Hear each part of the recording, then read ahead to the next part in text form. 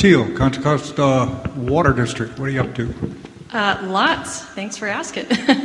Good morning, or I guess good afternoon, Chair Eisenberg and members of the council, and thank you so much for inviting our district to be a part of this discussion. Definitely agree with everyone. We need more discussion and cooperation, so happy to be a part of that. Now, if you don't know about our water district, we serve about 500,000 people in central and eastern Contra Costa County. Our service area actually overlaps with the legal Delta, and we operate 4 intakes in the Delta. All of our supply comes from the Delta. We're a Central Valley Project contractor, and we also have our own water rights that are associated with the off-stream storage we built called Los Vaqueros Reservoir. And we built that reservoir not really to give us yield so much as you typically do with a reservoir, but actually to set aside high-quality water when it's available in the Delta, pump it up the hill and store it, and then blend it with our Delta supplies when the water quality gets not so good, high salinity in the fall and especially in dry years like we're seeing right now. We also have invested in drought supply and emergency storage in that reservoir. And in fact, investing is kind of our game because we've invested about $1 billion in the last 15 years to improve our supply and quality, including conservation, water recycling, and a number of other local projects. Okay, so I know that you want to hear about what's happening in our current situation. Absolutely agree with everybody so far. You know, this year is not looking good. It's a dry year, but in some ways it looks more like a critical year. And we're seeing outflow decline rapidly because of the need to try to preserve more water and upstream storage. So what that means to us in our locations where our Delta intakes are is that we're seeing water quality decline. And the way we measure that typically is looking at salinity levels, and we're seeing them skyrocket. And I'm not really exaggerating because our actual delivery goal is to deliver no more than 65 milligrams per liter of chloride. I just couldn't resist. I had to look at our daily ops report, and what we're seeing today is over 400 at our Mallard Slough intake, almost 100 at Rock Slough, and at Old River we're at 88.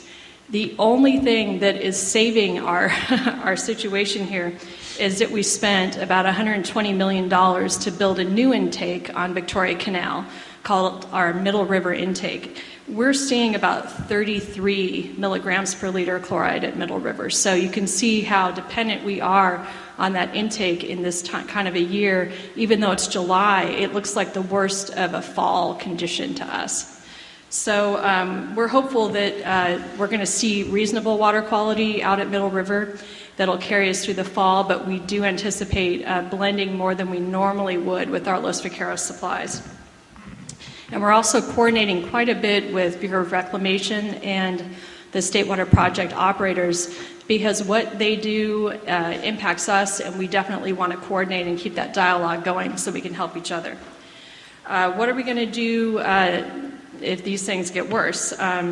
Well, we did some work already. We spent $109 million to expand Los Vaqueros from 100,000 to 160,000. But to do that, we actually had to draw the reservoir down from 100,000 acre feet down to 50,000 acre feet, and we did that in 2011. We got very lucky through some creative work by Division of Safety of Dams. We were able to start refilling the reservoir in 2011 while we were still building the dam. That also saved us because we've had really a hard time finding opportunities to fill since that time, and we've only made it up to about 122,000 acre feet so far. So we've made the investment, but storage really helps you when there's actually water in it, not when it's just sitting there. So we don't really have the drought supply reserves that we would like to have going into a dry year. It's certainly better than we used to have, but we're not really, there yet. So we're letting our customers know. We look like Santa Clara. We think we're going to get through 2013, but that's just this year. You got to look forward. So we're encouraging our customers to renew their conservation efforts and to try to make sure every drop counts and use water efficiently. and that, I think that'll be very important because it means every drop we leave in Los Vaqueros is something we can use next year, or, you know, if it's even worse and we're entering in a 6-year drought, well, you know, that'll help down the road. My predecessor, Dr. Greg Gartrell, always taught me to, you know, end on a brighter future, so I'm going to attempt to do that. So moving forward, you know, we're big fans of regional solutions, just like the chair mentioned this morning. And moving forward, we're seeing a greater need for regional cooperation. And we're looking at things like right now involving sharing some of our Los Vaqueros storage with other agencies in our region, helping facilitate water transfers, improving our operational flexibility, not just for our agency, but for the region, and then working with Jason and others on the Delta Projects Coalition to see what actual projects can we get done in the near term to try to improve the situation, you know, while the whole state is working on longer-term storage and conveyance solutions.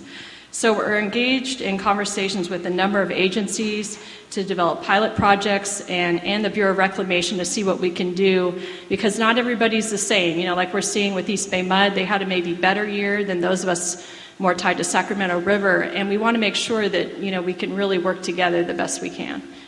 And that's it. Okay.